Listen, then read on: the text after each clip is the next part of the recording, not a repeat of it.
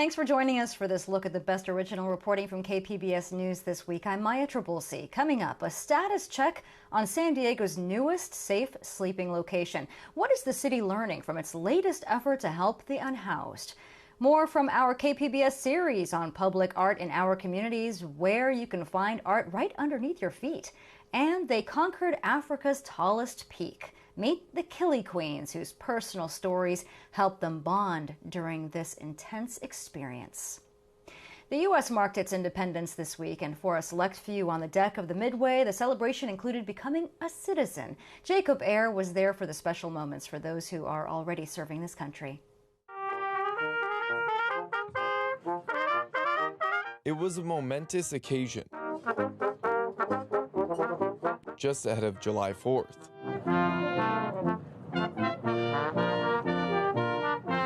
The holiday is a marker of our nation's freedoms and independence. Now, for some members of the armed forces, it holds an even deeper meaning. To all you before me, congratulations. Congratulations and thank you. Thank you for serving this nation, for embracing this nation, and most of all, thank you for perpetuating these United States of America. God bless America. 50 members of the military became new U.S. citizens. The ceremony was held aboard the historic USS Midway. Raise your right hand and repeat after me. Which was built during World War II. Yes, I'm happy. Among the crowd was Lance Corporal Awasaku Obina. It took him 4 years to become a citizen. I came over here with my brother from Nigeria with a permanent resident card. And then I never tried applying for citizenship because I thought okay, I'll have to wait so many years before I naturalize. The San Diego event was one of 180 different Independence Day themed naturalization ceremonies across the country. And to the republic, for which it stands. All hosted by U.S. Citizenship and Immigration Services. For those who have yet to become citizens, or for those who are in the process, Obina has a message. Don't give up. So just be patient and be honest. That's all I can say. Between June 30th and July 7th, more than 5,500 people will become new United States citizens during the country's most patriotic time of the year. Yes, sir. Jacob Ayer, KPBS News. This weekend, the San Diego Junior Theater in Balboa Park is wrapping up its performance of Grace for President the Musical. It's a story about patriotism and representation. KPBS education reporter MG Perez met the young actors who brought the children's book to the stage. Grace Campbell for President, won't you come along? This week, young performers with San Diego Junior Theater are entertaining audiences and educating them too. Grace Campbell and her third grade teacher, Mrs. Barrington, provide the history lesson in this musical production of Grace for President. The student actresses portraying the characters are personally invested in this story. I think that a girl finally needs to be president because it needs to happen, and I feel like it's been long enough. My name is Zara Mariko Butcher. I go by all pronouns, and I play Grace Campbell. The musical was first a children's book published in 2008, before Barack Obama was elected president. So when Grace learns all previous presidents were men, she has questions. Grace really wants to not just think that, oh, everything is diverse, because it's not. Grace sees it and wants to change it. My hope always when I wrote the book was that someday it would be obsolete. Kelly DiPuccio wrote the book at a very different time in American politics. Almost 15 years later, she says Grace still carries a message of hope for children, no matter who's in the White House. The same messages in there apply today in terms of, dream big, work hard, persevere. So those all remain. Bring the Liberty Bell, D-L-O-L. DiPuccio has seen her book performed as a musical around the country, and she's pleased with the adaptation. The junior theater director is also pleased with her cast and the lesson they deliver. And that was one of the things I really loved about the text, is it allowed for them to get a good understanding of what is the Electoral College? What do you mean my vote counts? How does one vote change the world? The Equality State of Wyoming cast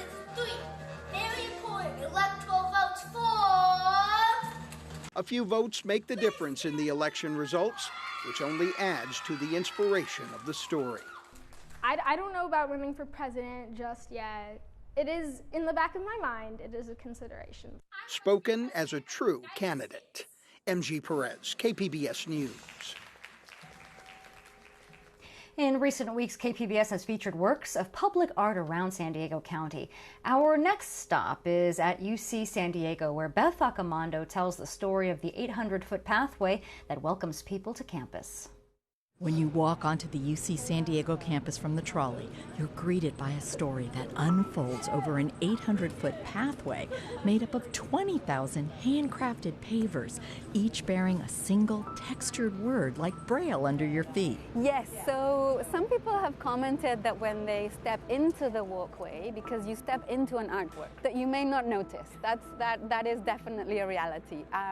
But maybe you'll notice it when you start walking, because there is a sculptural quality to the artwork. Anne Hamilton worked very closely to the people who fabricated each one of the pavers, and you feel the words. Some words are raised up like a rubber stamp, while others are engraved into the basalt stones. They are all part of Canop to Tell a Story, the latest public art added to the Stewart collection. As the work was being installed last April, Jessica Berlanga-Taylor began her tenure as director of the Stewart Collection. The collection is unique among U.S. universities in the way it's been commissioning site-specific art for the campus since 1981. Artist Anne Hamilton was inspired by the location of the new trolley station, which then forms a whole new entrance into the university and obviously into a world that is really structured around language. Public art of this kind explodes the boundaries of conventional art by making it accessible to everyone in spaces where you can walk over it, touch it, or maybe never notice it. And that's fine with Hamilton. Whether you recognize that as art is maybe less important, that you just recognize that you've been touched and that your own attention has been drawn. And I think that's actually where the art's form. So I love the fact that people are walking on it. Over time, that will become its own document of where. Art in a public space engages people differently than in a museum. When work is placed in public, it invites what I might call an act of finding, something that you didn't expect that you find, and in that finding, a whole experience unfolds. Canop unfolds its story with spine words running down the center of the pathway. And so that's a sequence of words that I composed that really just refer to the act of walking through the landscape and across this surface. There's also a Kumeyaay story that provides a continuous narrative within the pathway. And the title comes from the collaboration with the two Kumeyaay women scholars, Dr. Alexandria Hunter and Eva Trujillo. And Canop means to tell a story. But also embedded in Canop are 1,300 quotes from an estimated 300 sources connected to UC San Diego. What's contained in the walkway are a series of sort of quotes and sentences, fragmented most of the time, from the work of many scholars at UCSD from different disciplines. It's the words that catch your attention and the sequences that those end up being placed in your attention because of the pace of walking, that each passage across it is its own composition, just as each student entering the labyrinth of the university is really in many ways making their own program. And maybe a word or phrase will send a student down a rabbit hole that might end at a resource created by the university's Geisel Library. They have a website that actually has each line referenced, and you can actually go to the text at its location in the library if you're interested in kind of like found footnotes. And who better to find footnotes than students, which is another reason the campus is a perfect setting for public art. You have a culture that's ready to embrace the questions and ready to embrace the experiment that works are. And I would say that's probably not an atmosphere you always find in other public realms. Public art, like Canop, is less about whether you like it or not, and more about what do you think about it, or how does it make you feel? And the Stewart Collection is about placing a diverse array of art on campus where you can notice it or just walk over it as you rush off to class. Beth Accomando, KPBS News. And this next story is one of our most popular this week. KPBS environment reporter Eric Anderson checked in on San Diego's organic recycling program, how it's working and how it's not. So this is where we keep our green bin, right next to the sink and to the coffee. That plastic caddy contains coffee grounds, banana peels, and a sandwich that failed to convince her son to eat it. It's the organic waste that city officials are asking residents to separate from their other trash and recyclables. When the container is full, or sometime before the weekly trash pickup, the caddy gets taken to the large bin on the side of the house. All right, so this is our green waste bin. Right now it is about halfway full with leaves and other green waste that I've picked up throughout the week. The stinky, rotting stuff that used to be trapped inside a plastic bag before it got taken to the landfill is under those leaves. There's no smell today or flies. Greenery to cover up the waste is easy to come by now, but Liggett wonders how that'll work later in the year when yard trimmings become more scarce. And her husband is concerned about pests. There's flies, there's mold, it stinks. But honestly, the juice has been more worth the squeeze for us, just to kind of know that we're able to have some sort of positive impact. It's a minor inconvenience. The Liggetts have embraced the city's mandated organic waste program enthusiastically. That's the response city officials were looking for when they began delivering green bins to residents who didn't have them. The city is turning that waste and yard trimmings into compost as part of an effort to reduce climate-damaging methane emissions at landfills. And the amount of green waste composted at the Miramar landfill is up sharply this year. We've done over 12,000 tons in this new program, and that's with 104 routes online. So we're really seeing a significant amount of material that must have been in the trash bin coming into the organic waste bins. Robertson says this year's wet winter may have created more yard trimmings than usual, possibly accounting for much of that increase. But she says keeping that yard waste out of the landfill is important too. And so is separating food scraps from the trash, although that part generates the biggest reaction because of the yuck factor. Wrapping waste in old newspaper or paper towels can help contain the mess, but decomposing food is decomposing food. If you're metering and putting your food waste into your green bin throughout the week, it's going to start, it's decomposing as soon as you make those cuts, right? So keeping it refrigerated or under your sink in a cooler environment will reduce all of that. Robertson says planning helps. Some people even freeze food waste before taking it out on garbage day. For people who are intimidated by the new requirements, Robertson suggests starting slow, separating coffee grounds, fruit peels, and vegetable scraps from the trash can help build good habits. Eventually, we'll get to the point where everybody is participating and putting everything in, but we expect that to take years, and we want people to feel comfortable starting small with what's manageable for them.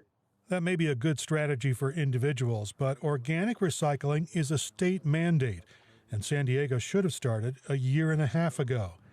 And a state oversight commission found more than half of the state's cities aren't even participating. Its report cast doubt on California's ability to hit its goal of keeping 75% of methane-producing organic waste out of landfills by 2025. It remains to be seen how the state deals with that dire assessment, but lofty climate goals are not the primary concern for residents who have started composting. Our green pail, I just washed this morning since we emptied it, but I keep it under the sink. Adrienne Hotelling uses the pail and a leak-resistant paper bag in the fridge to store the waste until trash pickup day in her college area home. She's figuring out how to best handle trash that used to be thrown away in a big smell-proof bag. At first, it was a little bit mind-boggling where it's like, oh, I need to line it or I need to do something because, yeah, if you put the coffee grounds in the little pail, you empty the pail, then the coffee grounds are going to go everywhere, and then someone's going to have to clean up that big trash can. City officials hope that a long-term goal of helping the environment wins out over the short-term discomfort of dealing with smelly food scraps. That's essential for the entire state if California hopes to hit its methane reduction goals in just 2.5 years. Eric Anderson, KPBS News. We have a status check on San Diego's latest effort to deal with homelessness. Melissa May updates us on the new safe sleeping site in Golden Hill. As of July 5th, 20 adults are enrolled at the city's safe sleeping site and are using 14 tents. There are 116 more tents available, and each tent can accommodate up to 2 people. Tents are being set up as new clients are enrolled. I'll say that the clients are helping to improve the program by giving us the feedback on what they need to be successful. The program manager is holding weekly meetings at the site to set expectations for residents as well as to solicit their feedback. The goal is to enroll 3 people a day during this ramp-up period. The staffing model is to ensure that the residents there are safe, and again, working with the residents to make sure the program meets their needs and that they remain engaged. But people like Tracy Burgess, who is currently homeless, are having a hard time getting enrolled because she lost her ID. Take time and just get what I need done so I can get in, because I'm tired of living on the streets. I really am. It's not fun. Sean Bo Swearingen is currently unsheltered and hopes to be enrolled at the site within the next couple of days. Just a chance to get a place where you can get a shower daily, a shave, talk to people. Once you get your ducks in line, you can make your appointments. Hoping it kind of connects you. Yeah, exactly.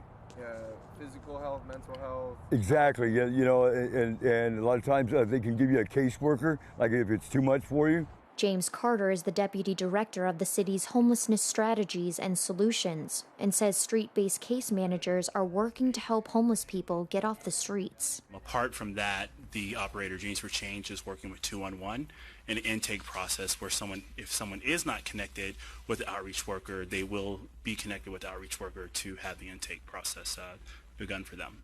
Along with the tent and sleeping accommodations, residents also get breakfast and dinner, water, access to restrooms and washing stations, cell phone charging stations, and our street-based case managers always provide transport to services, medical appointments, employment opportunities, laundry, and showers. According to Gloria, outreach teams are educating homeless individuals about the Safe Sleeping Ordinance, which will go into effect at the end of this month. Melissa May, KPBS News. Aside from housing, one of the biggest costs for families is childcare. Tanya Thorne takes a look at how local law enforcement agencies are taking this into account as they try to retain their staff. The difficult balance between career and family is something San Diego Sheriff Deputy Daniel Somas knows all too well. He and his wife Emily have a 17-month-old son and a baby girl on the way. The hours I work, they're nights, weekends, holidays. I work overtime, so when you're working jails, you're working nights, days, hours, 12.5-hour days, sometimes can be longer. This reality played a key role in the couple deciding that Emily would leave her job to be a stay-at-home mom. San Diego Sheriff Kelly Martinez says many workers in law enforcement face similar predicaments. When you're working a bunch of different hours and shift work and weekends and holidays, you get called out. So to have reliable, good child care is really important to all of our staff and our deputies. I was a single parent coming up in this organization, so I was lucky enough to have my parents nearby and they could watch my son, but that's not the case for everyone. The Sheriff's Department is trying to help parents within its ranks through a partnership with Tutris, a San Diego-based company that connects parents with vetted childcare providers. Parents can search the Tutris database by location and by hours needed, including 24-hour shifts. The benefit of having accessibility to this application and all of these childcare providers is you can compare, and you have more opportunity to know what's available, what's out there, what the cost is. So it really provides the user the opportunity to shop around for the best service or the best provider for them. But the Sheriff's Department is only paying for the Tutris membership, not the child care. The San Diego Police Department is going a step further by constructing a daycare center for the children of police officers. This comes after a survey recently conducted by the police union showed 21% of police officers were thinking about leaving the department over child care issues. And the survey showed 59% had to leave or miss work because of child care problems. San Diego Council member Raul Campillo hopes these initiatives will also open the doors to more women in law enforcement. We're seeing a lot of need from city employees like police officers, dispatchers who also have to work through the night, and sheriff's department deputy sheriffs who have to take care of their kids in the evenings and nights when they're on the third shift throughout the nighttime. And so the fact that we're seeing people step up from our state legislature to our federal government to help fund that benefit just means that we're going to continue to recruit and retain really good peace officers, which we are desperately in need of right now. The new daycare center for children of SDPD officers and staff is expected to open by the end of the year. We're really just excited that employers are starting to get into this conversation and start to realize the critical support that childcare plays in keeping our workforce engaged. Kim McDougall is the Senior Vice President of Social Services for the YMCA of San Diego County. She says police agencies are not alone in making investments into the childcare needs of their employees.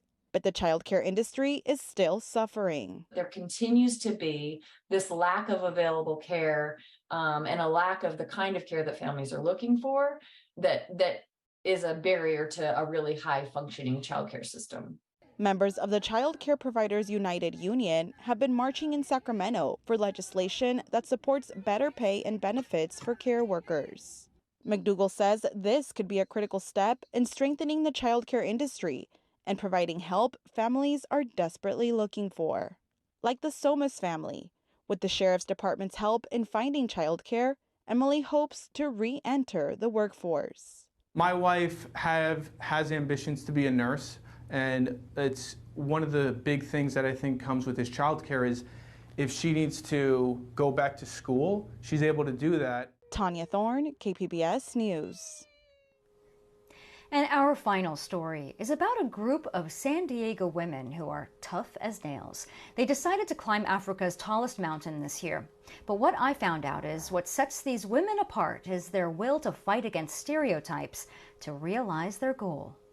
At Sharp Reese Steely in Rancho Bernardo, Julie Borman gets ready to see her next patient. As a mammographer for more than 35 years, she knows most women above a certain age have an uncomfortable familiarity with a mammography machine. But time and time again, she has seen it save lives. I know I'm doing something important. And it's the uncertainty of life that inspired her to set off on her own goals, zeroing in on a particularly lofty one. The bucket list item was ready to be checked off. The idea came about during COVID when connecting with others was difficult. Hiking was one of the few joys Borman and her friends could share. Together, 11 of them made a pact to climb Africa's highest peak, Mount Kilimanjaro in Tanzania. And as if that wasn't enough of a challenge, all of them were over 58 years old. So the range was 58 to 66. Anita Mahaffey says climbing Mount Kilimanjaro had always been on her bucket list, and was astonished to learn her friends shared the same goal. And every single one of them, once they signed up, they did not back down. The women called their group the Kiliqueens. They joined Kill a Warrior, a Canadian climbing outfitter, and spent months building up their strength and endurance by taking smaller but progressively challenging hikes, including San Diego's Six Peak Challenge. And then in February 2023, the group set out for Tanzania.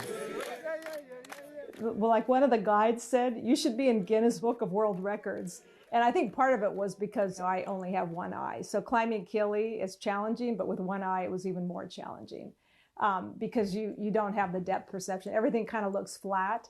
But you know what? They also said, dig deep, dig deep.